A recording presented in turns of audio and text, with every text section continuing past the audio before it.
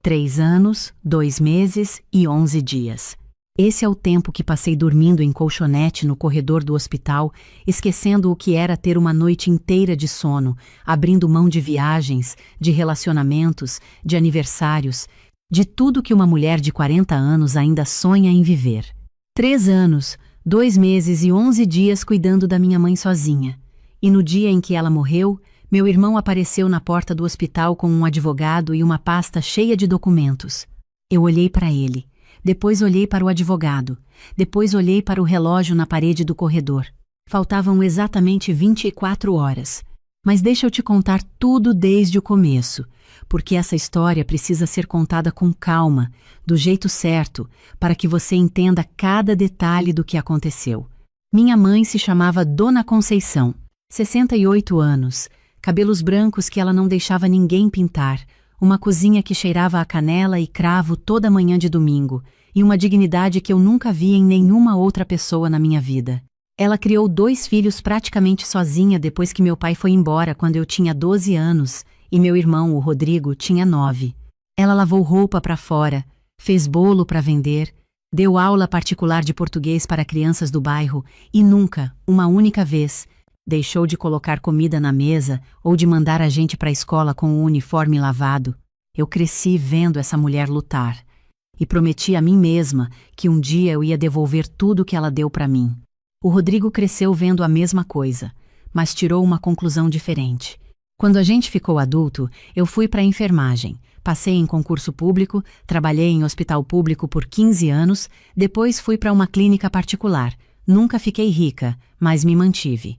Construí uma vida pequena e honesta numa cidade do interior de Minas Gerais, a 40 minutos de onde minha mãe morava.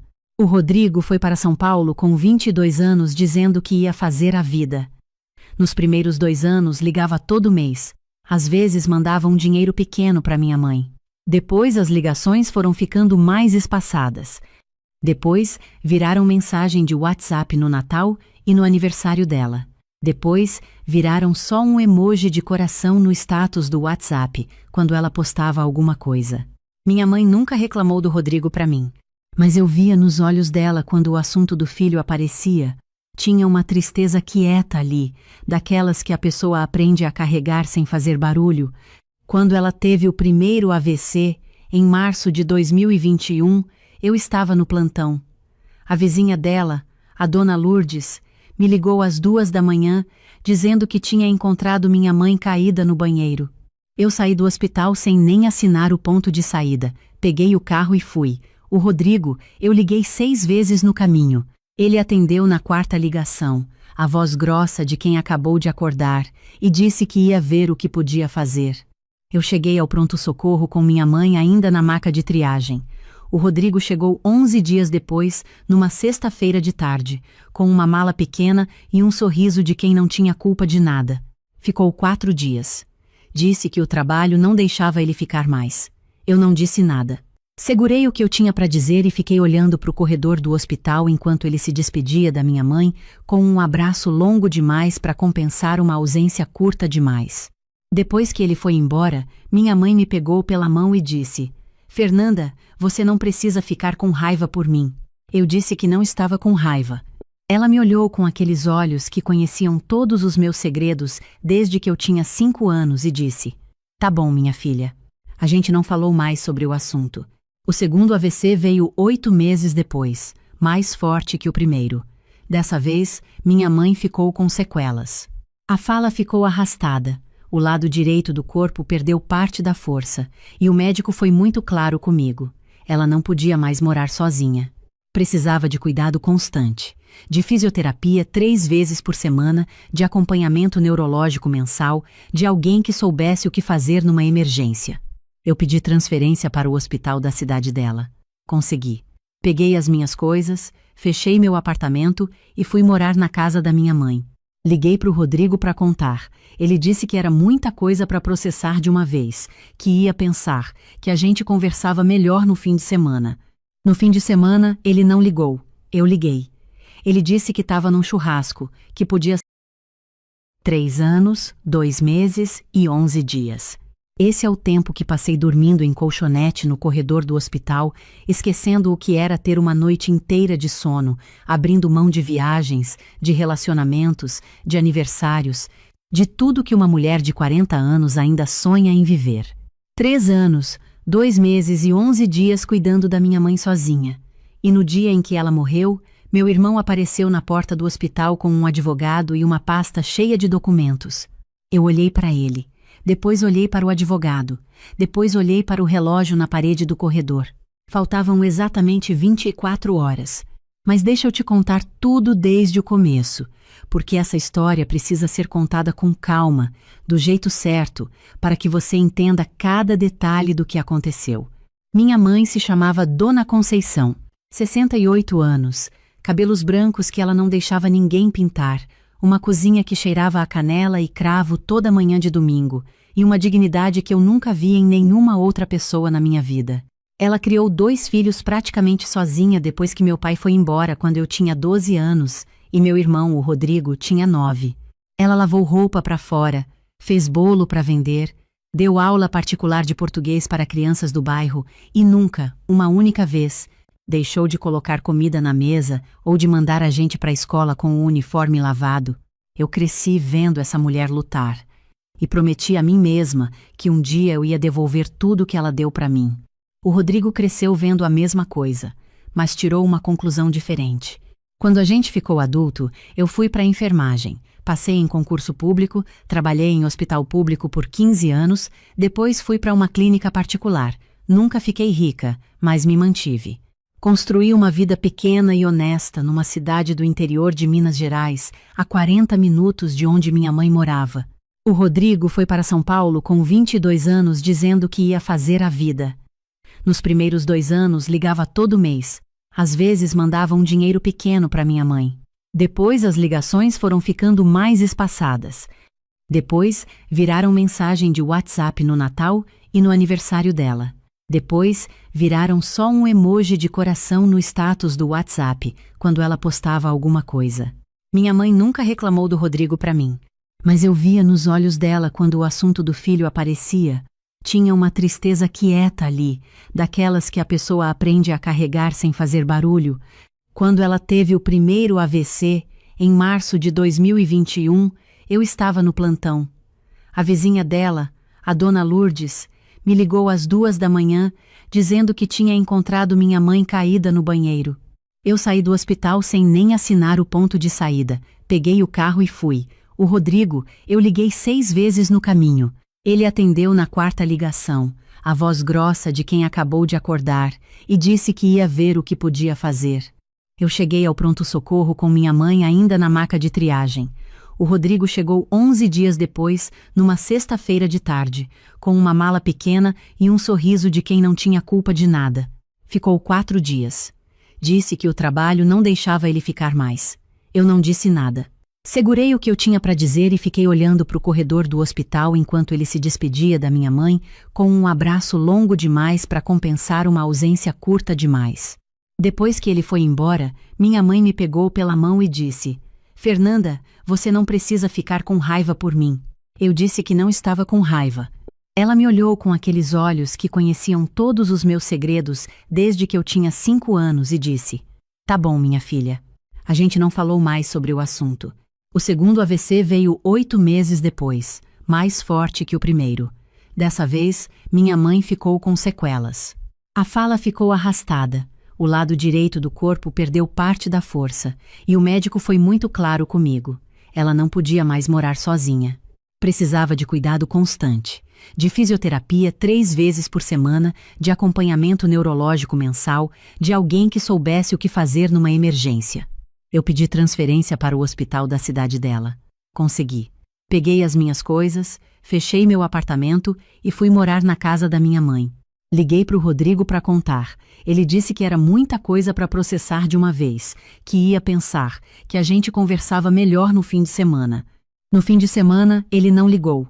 Eu liguei. Ele disse que estava num churrasco, que podia ser na segunda. Na segunda, a ligação foi curta. Ele disse que a situação era muito difícil financeiramente para ele naquele momento, que tinha acabado de trocar de carro, que a parcela estava pesada, mas que ia ajudar com o que pudesse. Nos 3 anos seguintes, o que ele pôde foi R$ 400 em 2 natais e uma visita de 3 dias que ele passou mais no celular do que com a minha mãe. Eu não vou ficar aqui falando mal do meu irmão, como se fosse fácil julgar o que as pessoas fazem ou deixam de fazer.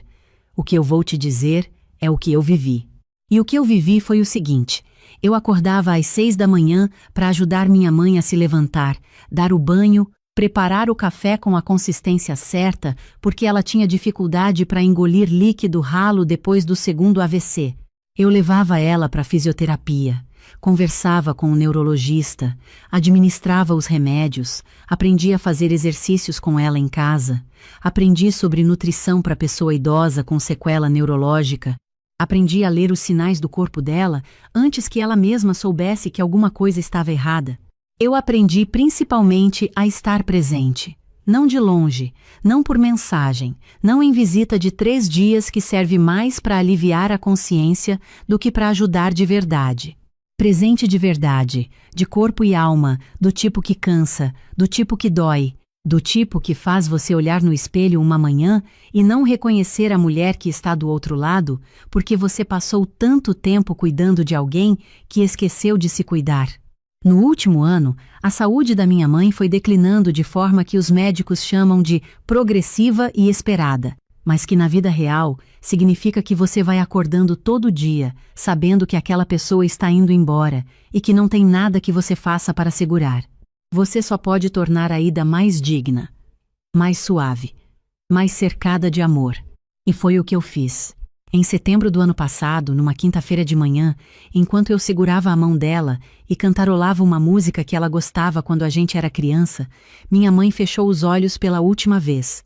Eu fiquei ali por um tempo que não sei dizer quanto foi, nem longo nem curto, só necessário.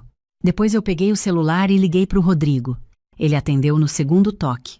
A voz dele tinha um tom que eu não reconheci de imediato, uma urgência disfarçada de pesar. Disse minha Deus 3 vezes. Disse que ia providenciar tudo e chegar o mais rápido possível. Eu desliguei o telefone e fui providenciar o que precisava ser providenciado. O Rodrigo chegou no dia seguinte, no final da tarde, algumas horas antes do velório, e não veio sozinho. Do lado dele tinha um homem de terno cinza, cabelo penteado para trás, maleta de couro marrom na mão. O Rodrigo me apresentou como se fosse a coisa mais natural do mundo. Fernanda, esse é o Dr. Marcelo, meu advogado. Eu olhei para o Dr. Marcelo, depois olhei para o meu irmão, depois olhei para o relógio no corredor do hospital, e eu entendi tudo em 2 segundos. Meu irmão não tinha vindo despedir da nossa mãe. Ele tinha vindo garantir a parte dele. O Dr. Marcelo abriu a maleta com uma eficiência de quem já fez isso muitas vezes e tirou uma pasta. Disse que entendia que era um momento delicado, que pedia desculpas pelo timing, mas que havia questões urgentes relacionadas ao espólio que precisavam ser discutidas o quanto antes.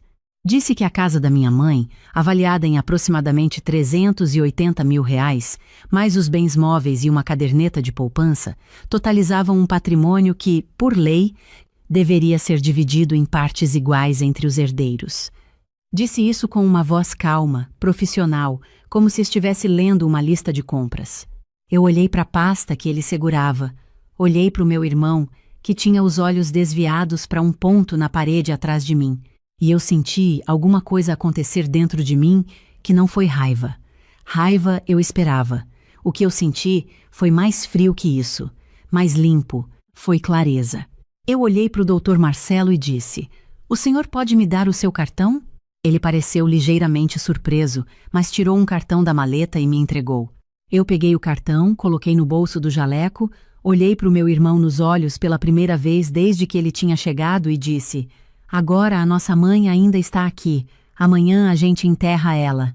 Depois da gente enterrar a nossa mãe, você me liga." E virei as costas. Eu ouvi o Rodrigo chamar meu nome 2 vezes. Continuei andando. O velório foi o que velório é. Silêncio interrompido por choro baixo, pessoas que você não vê faz anos aparecendo com rostos que o tempo foi trabalhando, abraços que tentam dizer o que as palavras não conseguem. A dona Lourdes veio. Claro, veio também a turma da fisioterapia, a médica neurologista que acompanhou minha mãe no último ano e que ficou mais tempo do que precisava, e uma porção de gente do bairro que conhecia Dona Conceição desde antes de eu nascer. O Rodrigo ficou a maior parte do tempo num canto, o celular na mão, o doutor Marcelo do lado. Eu não dormi naquela noite. No dia seguinte, depois do enterro, eu voltei para casa, a casa da minha mãe. A casa onde eu tinha vivido os últimos 3 anos. Eu me sentei na cadeira da cozinha, a mesma cadeira onde minha mãe tomava café todo dia, e fiquei olhando para a janela por um tempo que não sei dizer quanto foi. Depois eu peguei o telefone e liguei para minha advogada. Preciso te explicar uma coisa importante aqui, porque o que vem a seguir muda tudo. 4 meses antes da minha mãe morrer, numa tarde de sábado em que ela estava mais lúcida do que de costume, e o sol entrava pela janela do quarto de um jeito que deixava tudo mais tranquilo, minha mãe me pediu que chamasse a dona Lourdes e a Elaine, a fisioterapeuta dela, para virem até a casa. Eu não entendi direito o que ela queria, mas fui buscar as duas. Quando voltei, minha mãe estava sentada na cama, ereta do jeito que ela conseguia, com uma expressão que eu conhecia bem. Era a expressão de quando ela tinha tomado uma decisão e não havia mais discussão a ser feita. Do lado dela, na mesinha de cabeceira, tinha uma pasta que eu nunca tinha visto. Ela me olhou e disse, com a fala arrastada, mas clara: "Fernanda, eu fiz meu testamento, devidamente registrado em cartório. A doutora Adriana cuidou de tudo." A doutora Adriana era a advogada da família, uma mulher de 60 anos que conhecia minha mãe desde que elas eram jovens. Eu quero que você leia. Aqui, agora, na frente de mim e das testemunhas. Eu abri a pasta com as mãos trêmulas. O testamento era claro, detalhado, redigido com a precisão de quem sabia exatamente o que estava fazendo. A casa para mim, a poupança para mim, os bens móveis para mim. E uma cláusula específica, em linguagem jurídica que a doutora Adriana tinha se dado ao trabalho de também explicar em linguagem simples, num documento anexo, estabelecendo a razão: compensação por cuidados prestados de forma exclusiva e continuada, conforme previsto no ordenamento jurídico brasileiro. Tinha também uma carta, escrita à mão pela minha mãe, com a letra irregular de quem perdeu parte do controle motor, mas completamente legível, 2 páginas. Eu não vou te ler a carta inteira porque algumas coisas são só minhas, mas vou te dizer que nela minha mãe escreveu o nome do Rodrigo. Escreveu que ela o amava. Escreveu que tentou entender as escolhas dele. E escreveu, com a honestidade de quem sabe que está fazendo um documento que vai sobreviver a ela, que uma filha esteve presente durante cada dia dos últimos 3 anos e que essa filha abriu mão de coisas que ela conhecia e de coisas que ela nunca saberia nomear, e que era justo, era correto e era direito que essa filha ficasse com tudo que ela tinha a deixar. Eu chorei muito naquela tarde de sábado. Minha mãe me deixou chorar, me deu um tempo, e depois me disse: "Guarda isso num lugar seguro, e não conta para ninguém até a hora certa." Eu guardei, não contei. Então, quando o meu irmão apareceu no hospital com o doutor Marcelo e a pasta cheia de documentos, eu ouvi tudo com atenção. Não interrompi. Não discuti, não levantei a voz, porque eu sabia o que estava dentro da minha gaveta em casa. Na manhã depois do enterro, eu liguei para a doutora Adriana. Ela já sabia que minha mãe tinha falecido, eu tinha avisado assim que aconteceu. Ela disse que estava pronta e que era só me falar quando. Eu disse: "Agora." 2 horas depois, a doutora Adriana estava sentada na minha sala com o testamento original, cópia registrada em cartório, e um resumo de todo o ordenamento jurídico relevante que eu precisava conhecer. Ela me explicou com paciência, como fazia sempre: o testamento particular com testemunhas tem validade legal plena no Brasil desde que cumpridos os requisitos formais, e todos eles tinham sido cumpridos. A parte da legítima, que seria devida ao Rodrigo como herdeiro necessário, tinha sido calculada com cuidado. Mas havia também o Instituto da Compensação por Prestação de Cuidados, amplamente reconhecido pela jurisprudência, que justificava plenamente a destinação do patrimônio da forma como minha mãe tinha decidido. Eu ouvi tudo, fiz minhas perguntas, e então peguei o telefone e liguei para o Rodrigo. Ele atendeu já com uma voz diferente, mais firme, mais preparada. Disse que entendia que era um momento difícil para todo mundo, mas que havia questões práticas que precisavam ser resolvidas com rapidez, que o processo de inventário seria iniciado na semana seguinte, que o Dr. Marcelo já tinha levantado todos os bens. Eu deixei ele falar. Quando ele terminou, eu disse: Rodrigo, existe um testamento. Silêncio. Eu continuei. A mamãe fez testamento 4 meses atrás, devidamente registrado em cartório, com 2 testemunhas. Eu tenho o documento original aqui na minha mão. Outro silêncio, mais longo. Depois a voz do Rodrigo voltou, mas diferente. Tinha uma aspereza agora que ele não estava conseguindo esconder completamente. Disse que testamento precisava ser homologado, que havia a questão da legítima, que ele tinha direitos garantidos por lei, que o Dr. Marcelo já tinha estudado o caso. Eu disse: eu sei sobre a legítima. A doutora Adriana cuidou de tudo. Você vai receber o que a lei determina, não mais que isso. A doutora Adriana? A voz dele subiu um pouco. Você foi lá na doutora Adriana? A mamãe foi. 4 meses atrás. Eu só fui buscar os documentos. Novo silêncio. Eu disse: Rodrigo, você vai receber o que a lei te garante. A doutora Adriana vai entrar em contato com o Dr. Marcelo ainda hoje para apresentar a documentação. Ele disse que não aceitava, que ia contestar, que havia irregularidades, que ele tinha como provar que minha mãe não estava em plenas condições mentais quando fez o testamento. Eu senti aquela frase pousar no meu peito como um tijolo. Respirei fundo e disse: Rodrigo, a mamãe foi avaliada pela neurologista dela na semana em que fez o testamento. A capacidade cognitiva dela foi atestada por escrito. A doutora Adriana se certificou disso antes de registrar qualquer coisa. Eu tenho o laudo aqui também. O silêncio dessa vez foi diferente de todos os outros. Eu disse: qualquer outra coisa que você precisar, pode falar com a doutora Adriana. Você tem o contato dela. E desliguei. Fiquei sentada na cadeira da cozinha por um bom tempo depois disso. O sol da manhã entrava pela janela e aquecia o lado esquerdo do meu rosto. Eu olhei para a bancada onde a batedeira velha da minha mãe ainda estava no mesmo lugar de sempre. Olhei para a prateleira onde ela guardava os temperos em potinhos de vidro com as tampas coloridas. Olhei para a foto dela que estava presa com ímã na geladeira, ela de avental, o cabelo branco, um sorriso de quem acabou de fazer alguma coisa de que se orgulha. Tive vontade de falar com ela, de te contar que deu certo, mãe, de te dizer que você pensou em tudo, como sempre. Nos dias que se seguiram, o Dr. Marcelo de fato entrou em contato com a doutora Adriana. O Rodrigo também tentou me ligar mais 3 vezes. Eu atendi a primeira, onde ele tentou uma abordagem diferente, mais emocional, dizendo que a gente era família, que a mamãe não teria querido isso, que eu estava sendo egoísta. Eu disse a ele que eu passava para ele o que a mamãe tinha escrito sobre o assunto e que se depois de ler ele ainda quisesse dizer que ela não teria querido isso, a gente podia conversar. Enviei a foto da carta pelo WhatsApp. Ele não respondeu. Nas outras 2 ligações eu não atendi. O processo de inventário levou alguns meses, como sempre leva. Houve contestação por parte do Rodrigo, como ele tinha dito que haveria.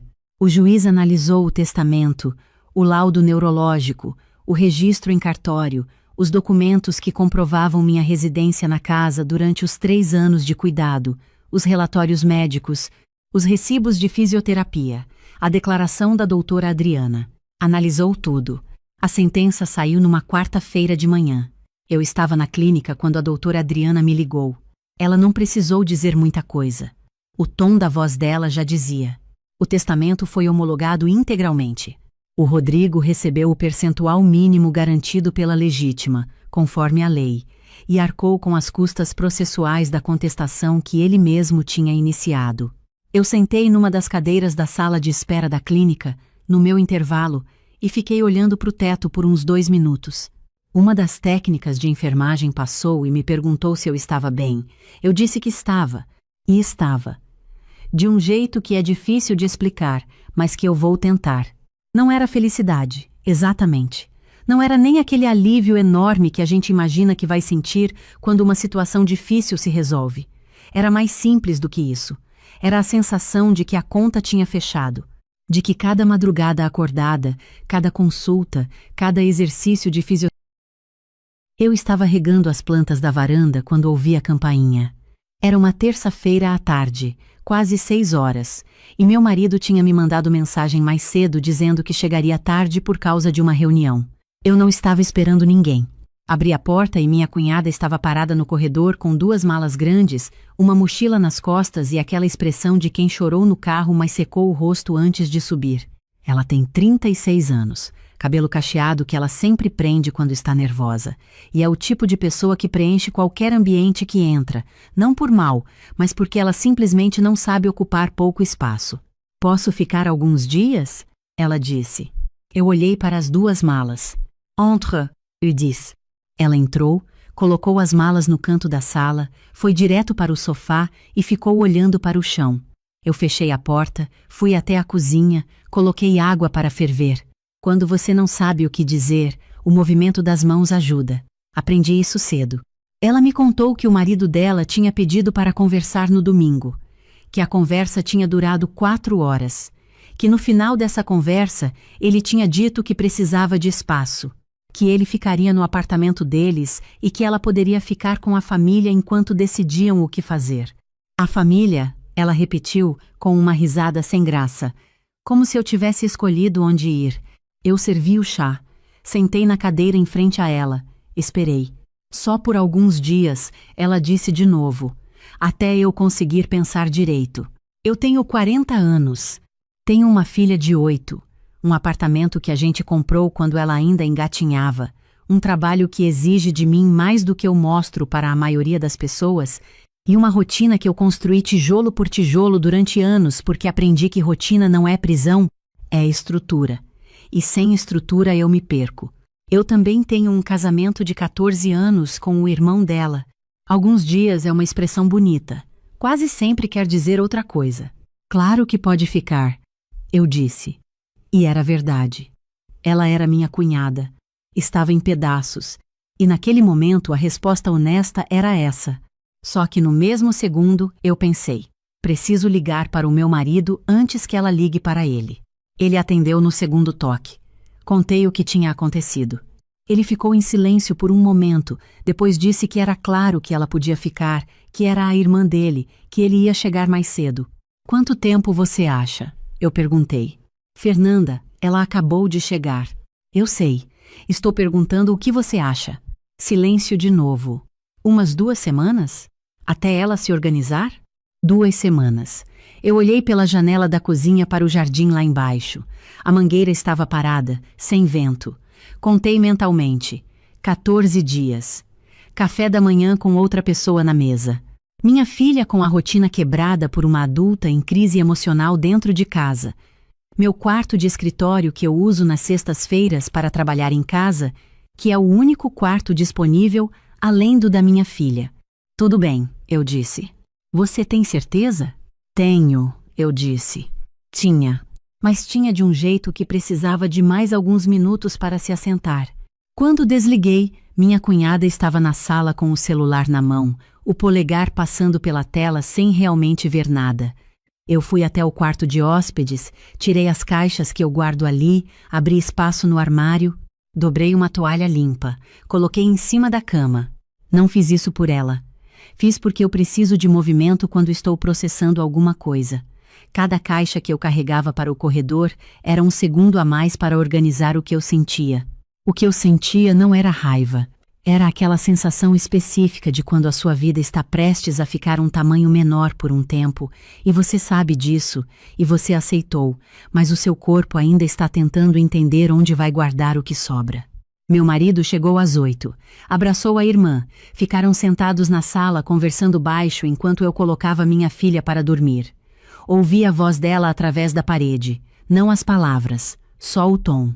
É um som específico, o de alguém que está contando a mesma história pela 3ª vez tentando encontrar a versão que faça sentido. Depois que minha filha dormiu, fui para a cozinha, lavei a louça do jantar, arrumei a bancada.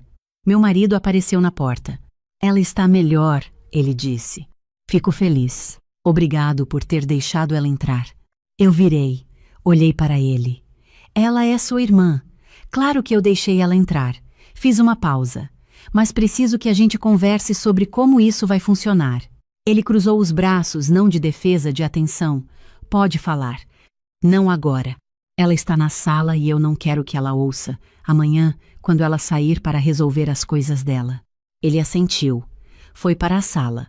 Eu terminei de arrumar a cozinha, fui para o quarto, sentei na beira da cama. Peguei o caderno que eu guardo na mesinha, não diário, caderno de resolver coisas. Abri numa página nova, escrevi a data no canto. Fiquei olhando para o papel por um momento, depois comecei a escrever. Não regras, não lista de reclamações. Só o que eu precisava, que continuasse existindo enquanto ela estivesse aqui. Quando fechei o caderno, era quase meia-noite. Me deitei, fiquei olhando para o teto. Meu marido entrou pouco depois, se deitou do meu lado. Você está bem? Ele perguntou no escuro. Estou pensando, eu disse. Pensando o quê? Como organizar as próximas semanas? Ele ficou em silêncio. Depois, você não precisa organizar nada. É só por um tempo. Eu não respondi. Aprendi que algumas frases pedem silêncio em vez de resposta. Na manhã seguinte, minha cunhada saiu cedo para encontrar uma amiga. Minha filha foi para a escola. Meu marido ficou em casa porque trabalha de casa às quartas. Eu peguei o caderno, fui até a sala, sentei em frente a ele. Preciso te contar o que eu organizei, eu disse, e preciso que você ouça até o final antes de responder. Ele olhou para o caderno, depois para mim. Pode falar. Sua irmã pode ficar. De verdade, sem condição. Mas algumas coisas precisam continuar existindo. Abri o caderno, mas não li. Só tinha escrito para organizar a cabeça. Minha cesta de home office é minha. Preciso do quarto de escritório das 8 às 12. Ela pode usar à tarde. Ele abriu a boca. Eu levantei levemente a mão. A rotina da nossa filha não muda. Hora de dormir, hora do banho, o que ela come, como ela passa o tempo. Sua irmã pode participar de tudo isso, mas do jeito que a gente faz, não do jeito que ela acha melhor. Fiz uma pausa. Terceiro, eu tenho uma consulta com a minha psicóloga toda quinta às 7 da tarde. Não cancelo por nada. Sua irmã pode ficar com a menina nesse horário se você não estiver em casa. Meu marido me olhou por um segundo. Você tem psicóloga? Tenho, desde o ano passado. Eu não sabia. Você nunca perguntou. Silêncio. Tem mais alguma coisa? Ele disse. Tem. Eu não vou ser terapeuta da sua irmã. Posso ouvir, posso estar presente, mas não vou passar as noites segurando a história do casamento dela enquanto a minha própria vida fica em pausa. Ela precisa de uma profissional, e se ela não tiver, eu posso indicar a minha. Ele ficou olhando para mim com aquela expressão que eu conheço de longa data, a de quem está tentando encontrar onde está o problema nessa conversa e não está conseguindo. Você está sendo muito fria com isso. Estou sendo honesta. São coisas diferentes. Ele ficou em silêncio por um tempo. Depois disse, ela está passando por muita coisa. Eu sei, e eu vou estar aqui para ela, mas de um lugar que não me esgote, porque quando eu me esgoto, não sirvo para ninguém, nem para ela, nem para você, nem para nossa filha. Ele passou a mão no rosto. Você podia ter me contado sobre a psicóloga. Podia.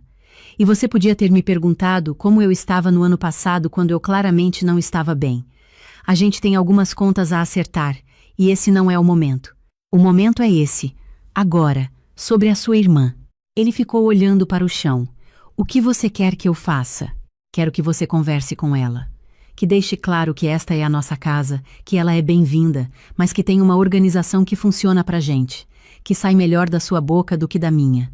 Ele assentiu devagar. Tudo bem. Tudo bem de verdade, ou tudo bem para encerrar a conversa? Ele me olhou. De verdade. Ele falou com a irmã naquela tarde. Eu não ouvi o que foi dito. Só vi que quando os dois saíram da sala, ela estava com os olhos um pouco vermelhos, e ele estava com aquela postura de quem acabou de fazer algo difícil, mas necessário. Ela me olhou quando eu entrei na sala, e eu esperei. Desculpa se eu apareço assim sem avisar direito, ela disse. Você não precisa pedir desculpa por estar passando por uma coisa difícil, eu disse. Mas fico feliz que a gente conseguiu conversar. Ela assentiu. Ficou quieta por um momento. Eu sei que eu sou difícil às vezes. Eu não discordei nem concordei. Só disse, a gente vai se ajustar. Os primeiros dias foram de adaptação para todo mundo. Ela acordava cedo, às vezes antes de mim, e eu encontrava ela na cozinha fazendo café com aquele olhar de quem dormiu 3 horas. Ela não falava muito de manhã, o que era bom, porque eu também não. Na quinta-feira, antes de sair para a consulta, avisei que voltaria às 8h30. Meu marido estava em casa. Minha cunhada estava na sala lendo um livro que ela tinha tirado da minha estante sem perguntar. Eu vi o livro na mão dela, vi o lugar onde ele estava na estante, o vão que tinha ficado, e não disse nada. Livro é livro. Não era o tipo de coisa que valia energia. O que valeu energia foi a semana seguinte, numa segunda-feira à noite. Eu tinha chegado do trabalho, estava preparando o jantar, minha filha estava fazendo tarefa na mesa da cozinha e minha cunhada tinha ficado em casa o dia todo. Quando entrei na cozinha, as coisas estavam diferentes. Não radicalmente, não de um jeito que alguém de fora perceberia. Mas eu percebi. A tábua de cortar, que eu guardo em pé encostada no armário do canto, estava deitada em cima da bancada. O açucareiro, que fica do lado da cafeteira, estava dentro do armário.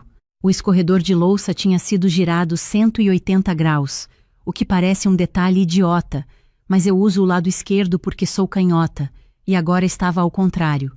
Eu parei na entrada da cozinha por 1 segundo. Minha filha me olhou. Tia arrumou a cozinha hoje. Eu vi, eu disse. Fui para o quarto. Coloquei a bolsa em cima da cama. Fiquei parada por um momento. Respirei. Não de raiva, porque raiva eu tinha deixado passar faz tempo. Aprendi que raiva é cara demais para guardar. Respirei do tipo que você faz quando precisa decidir como vai responder a alguma coisa. Voltei para a cozinha. Continuei preparando o jantar. Não mexi em nada naquela noite. Só cozinhei, coloquei a tábua no lugar, girei o escorredor, deixei o açucareiro no armário porque não estava usando de qualquer forma. Depois do jantar, depois que minha filha foi para o banho, eu fui até a sala onde minha cunhada estava mexendo no celular. Posso te contar uma coisa? Eu disse. Me sentei na cadeira em frente a ela. Ela levantou o olhar. Claro. Quando você reorganiza as coisas da cozinha sem me falar antes, fica difícil para mim trabalhar lá dentro. Não é sobre o lugar das coisas em si, é sobre conseguir funcionar no ritmo que preciso. Eu sei que você estava tentando ajudar e eu agradeço a intenção. Mas prefiro que, se quiser mudar alguma coisa, você me pergunte antes. Ela ficou me olhando por 1 segundo. Eu só queria ser útil. Eu sei, e você pode ser. Tem muita coisa que me ajuda de verdade. Eu disse isso sem ironia. Era verdade, mas a cozinha funciona do jeito que eu organizei. Ela ficou quieta, olhou para o celular, depois para mim. Me parece muita rigidez. Eu deixei a frase pousar no ar. Pode parecer, para mim é organização. Fiz uma pausa. A gente não precisa concordar, só precisa respeitar. Ela não respondeu logo, ficou olhando para a janela. Depois disse, foi mal. Não precisa de mal, só precisa não acontecer de novo. Ela assentiu, com aquela pontinha de coisa engolida que eu também já conheço bem, porque eu mesma já engoli muita coisa ao longo dos anos e sei exatamente como fica na expressão de uma pessoa. Meu marido me encontrou no corredor depois. Você falou com ela sobre a cozinha? Falei. Era necessário? Era. Ele suspirou. Ela está passando por muita coisa, Camila. Eu sei. Isso não muda o fato de que eu preciso conseguir cozinhar na minha cozinha. Ele não respondeu. Foi para o quarto. Eu fui até a varanda, fiquei parada no fresco da noite por alguns minutos, olhando para o jardim lá embaixo. Pensei na minha psicóloga, no que ela diria se eu contasse isso na consulta de quinta. Provavelmente diria que eu fiz o que precisava ser feito. Provavelmente diria também para prestar atenção em como eu estava me sentindo além do que eu estava fazendo. Eu estava me sentindo cansada. Não do tipo de cansaço que dorme e passa, o tipo que acumula quando você está constantemente gerenciando o espaço ao redor da sua própria vida. Na manhã seguinte, o açucareiro estava do lado da cafeteira. Pequeno gesto. Não falei nada, só notei. A virada foi numa sexta-feira da segunda semana. Eu estava no quarto de escritório, porta fechada, trabalhando, quando ouvi minha cunhada na sala conversando no celular. Não ouvia as palavras, só a entonação. Alta, depois baixa, depois alta de novo. Aquela arquitetura sonora de uma discussão com alguém que você amou. Ela ficou na ligação por quase 1 hora. Quando saí do escritório para o almoço, ela estava sentada na mesa da cozinha com a xícara de café na mão, olhos fixos em algum ponto do nada. Tudo bem? Eu perguntei. Ele quer conversar de novo no fim de semana.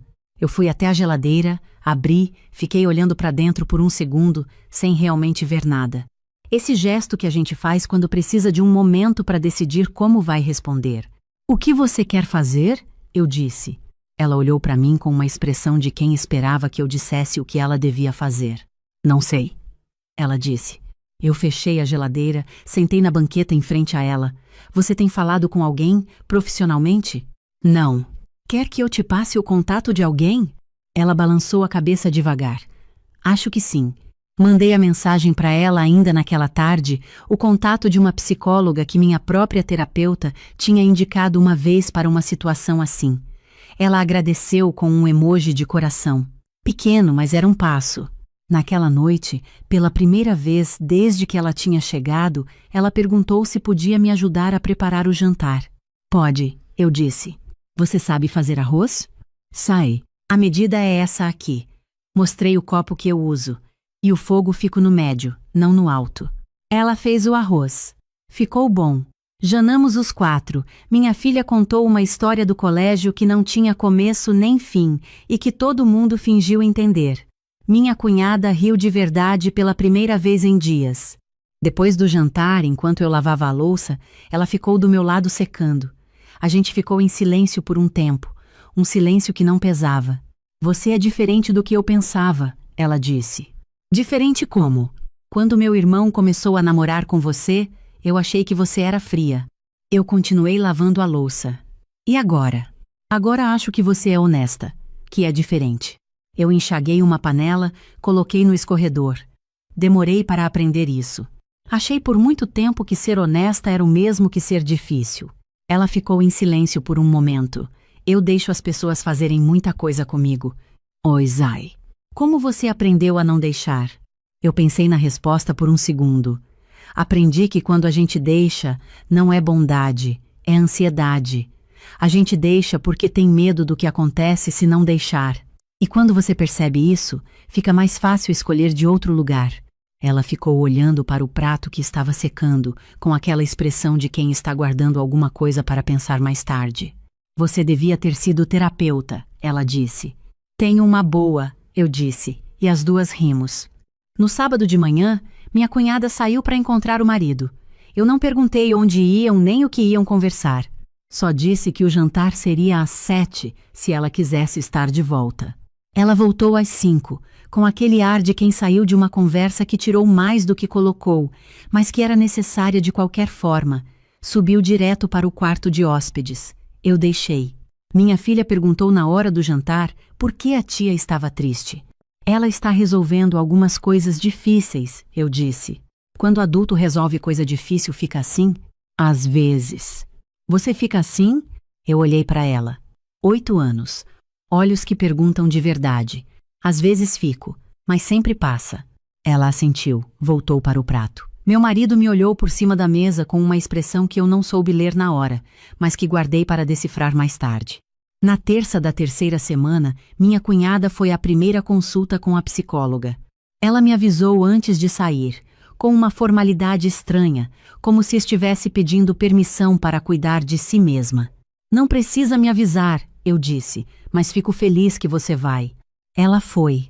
Voltou mais quieta, mas de um quieto diferente do que tinha chegado, não o quieto do desespero, o quieto de quem começou a organizar alguma coisa por dentro.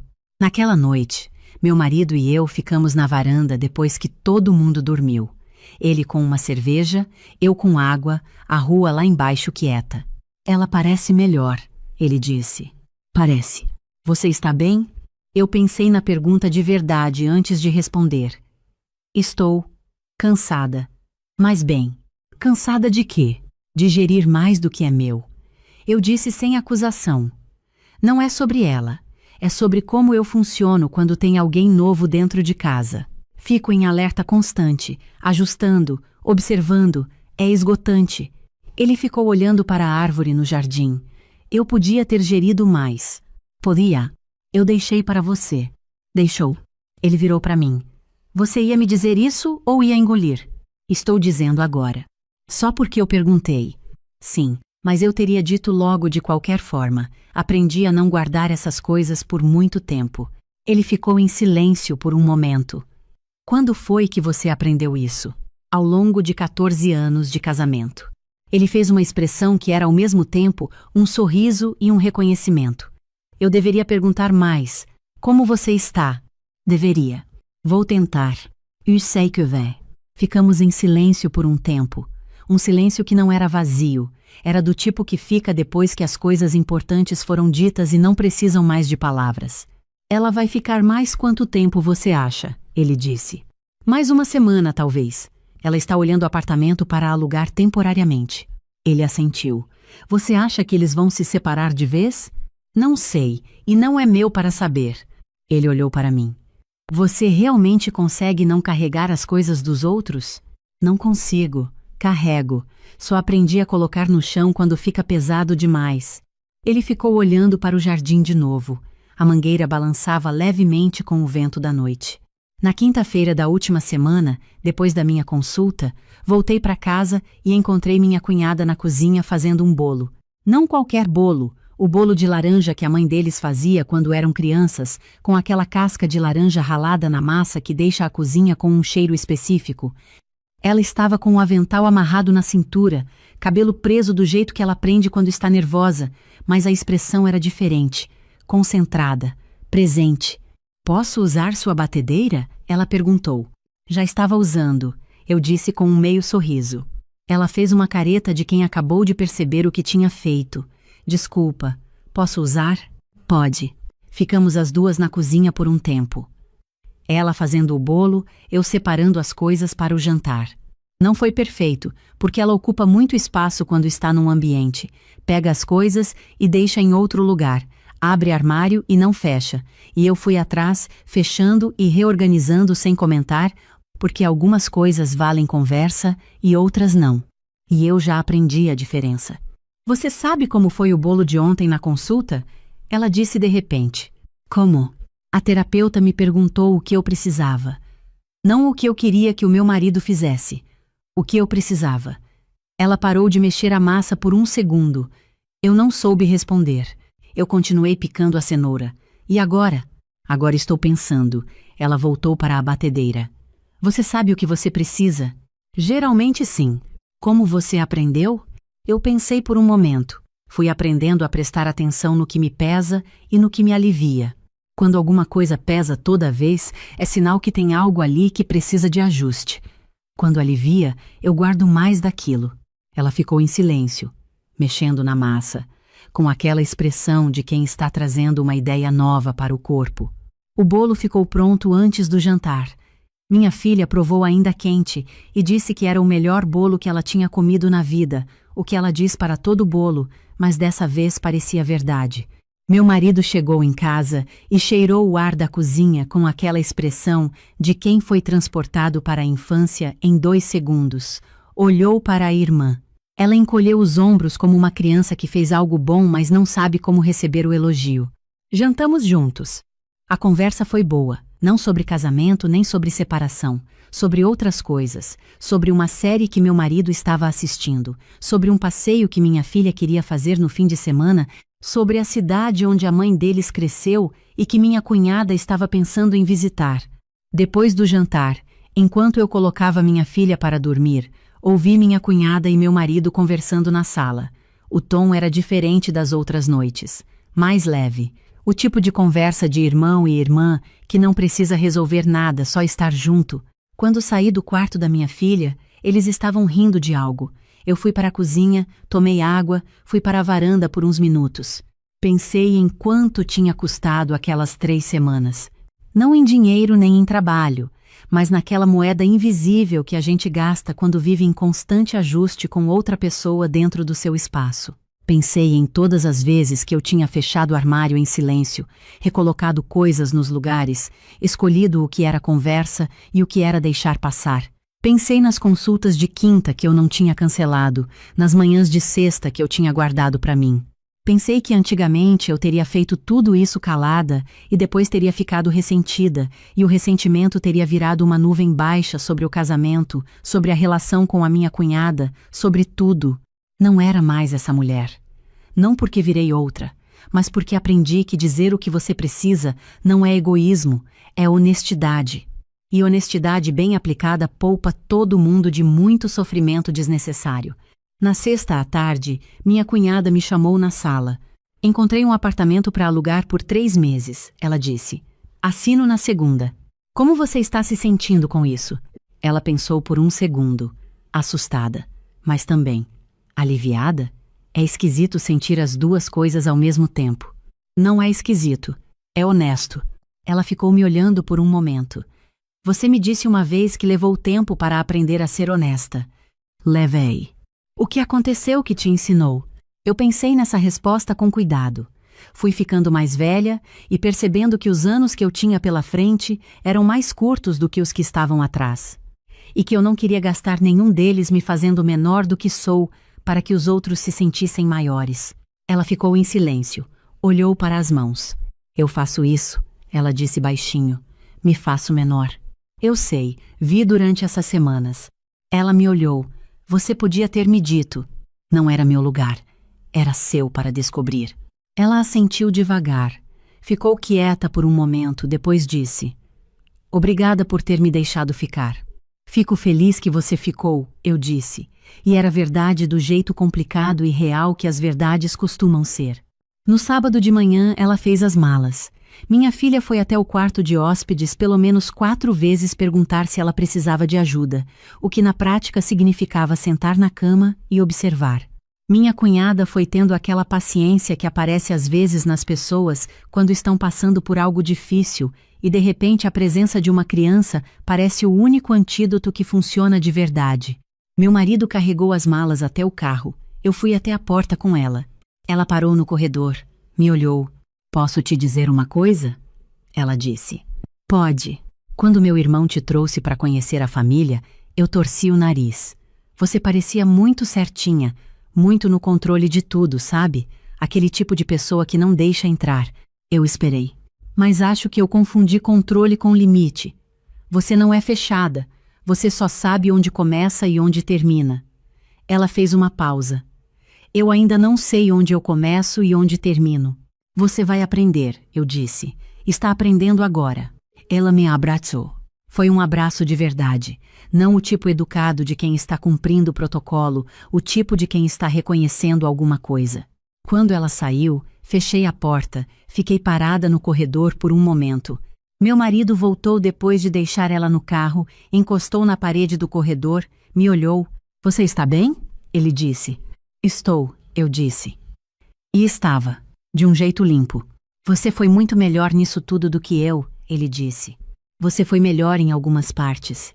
Em quais? Você conversou com ela quando pediu para você. Não enrolou, não inventou desculpa. Fez o que precisava ser feito. Ele ficou em silêncio por um segundo.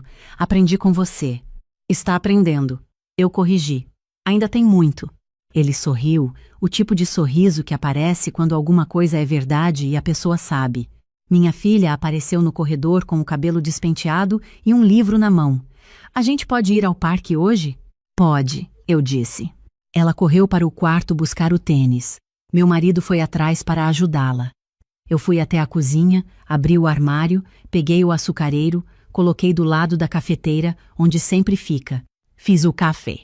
O apartamento estava quieto de um jeito específico, com aquela leveza que aparece quando um espaço volta a ser só seu. Enquanto eu esperava o café ficar pronto, pensei nos 14 dias. Em todas as manhãs que eu tinha começado com outra presença na cozinha, em todas as noites que eu tinha ido dormir com a cabeça cheia de coisas não ditas que eu escolhi dizer ou deixar em paz de propósito. Pensei nas quintas de consulta que eu tinha guardado como se fosse território protegido, porque era. Pensei na cozinha reorganizada e no silêncio que eu tinha escolhido para responder, e nas palavras que eu tinha escolhido para o momento certo. Paguei um preço por aquelas semanas. Não o preço de uma briga, não o preço de um ressentimento guardado que apodrece por dentro. O preço da presença consciente, de estar ali inteiramente, mas sem me perder no processo. Tenho 40 anos. Passei boa parte deles aprendendo que cuidar dos outros e cuidar de mim não são escolhas opostas. Que eu posso ser a pessoa que abre a porta e também a pessoa que define o que acontece depois que a porta abre. Que generosidade sem limite não é virtude, é exaustão com nome bonito. A cafeteira apitou. Eu servi 2 xícaras, deixei a terceira aquecendo para quando meu marido voltasse do quarto. Olhei pela janela da cozinha para o jardim lá embaixo. A mangueira estava quieta sob o sol da manhã. Minha filha voltou correndo com os 2 tênis na mão, os 2 do pé esquerdo. Mãe, não acho o outro. Está debaixo da cama, eu disse sem precisar verificar. Mãe de 8 anos aprende onde estão as coisas perdidas antes de procurar. Ela saiu correndo de volta. Meu marido apareceu na cozinha, pegou a xícara que eu tinha deixado, ficou encostado na bancada do meu lado. Obrigado, ele disse. Pelo café? Por tudo. Eu tomei um gole do meu, olhei para ele. A gente foi bem. Foi. Ele ficou em silêncio por um segundo. E da próxima vez que alguma coisa assim acontecer, eu te pergunto antes. Eu sei que vai. Como você tem tanta certeza? Porque você disse, e quando você diz de verdade, você faz. Ele ficou me olhando com aquela expressão de quem foi visto de um jeito que não esperava e gostou disso. Minha filha voltou com os 2 tênis certos e a energia de alguém que acabou de resolver um problema de escala mundial. Saímos os 3. O parque ficava a 10 minutos a pé. Minha filha foi na frente, parando em cada coisa que chamava a atenção. Um inseto no muro, uma rachadura no asfalto em forma de coração, um cachorro do outro lado da rua que ela acenou como se fosse um velho amigo.